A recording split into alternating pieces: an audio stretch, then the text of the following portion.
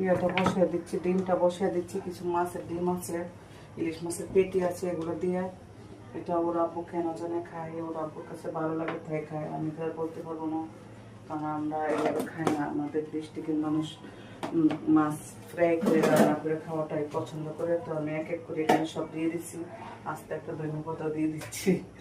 এই আমি এখন লবণ আর তেল দিয়ে দিচ্ছি, এখন পেঁয়াজ দিয়ে দিচ্ছি, কারণ আমি মাছটা একটু মানে বেশি ফেটি তো, তাই আমি এটা মাখায় জোকায় বসিয়ে দিব। ইলিশ মাছ মাখায় বসাইলে খুব ভালো লাগে। তো কয়েকটা কাঁচামরিচও দিয়ে দিচ্ছি, পেঁয়াজের পরিমাণটা বেশি দিচ্ছি যেহেতু এটা ডিম।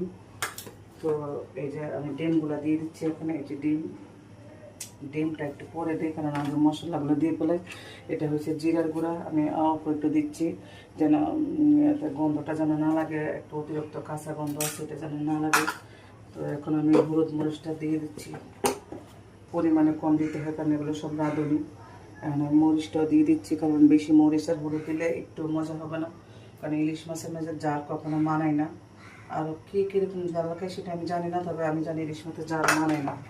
তো আমি পরিমাণ মতো দিচ্ছি, বেশি একটা দেব না। তো এখন আমি এই মাছগুলো দিয়ে দিচ্ছি। ডিমটা একটু এইভাবে দিতে হয়, কারণ ডিমটা এইভাবে দিলে এইভাবে থাকবে, এটা ভাঙবে না। আর এভাবে যদি না দিই তাহলে আস্থা দিলে আস্থায় থাকবে। তো ডিম রান্না করলে একটু ভেঙে চুঙে রান্না করতে হয়, কারণ আমরা যেহেতু মানুষ 4-5 জন।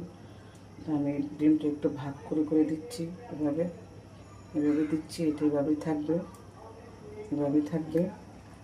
আর এই যে মাছের পেটিগুলো, এই পেটিগুলো দিয়ে ডিমটা দিয়ে রান্না করলে এটা ওরা পুরো একটা পছন্দের খানা। তো আমি এটাকে রান্না করার চেষ্টা করি সবসময়, কারণ পরে বলবে যে আমি পছন্দ করে রান্নাটা খানা করি, মাছটা আমি আমার পছন্দের রান্না করে দাও না। তো আমি এখন ডিম আর মাছ একসাথে হাতে মাখিয়ে নিচ্ছি আজকে, কারণ অন্যবার আমি তরকারি কাটি দিয়ে মাখাই, আজকে আমি হাতে মাখিয়ে নিচ্ছি।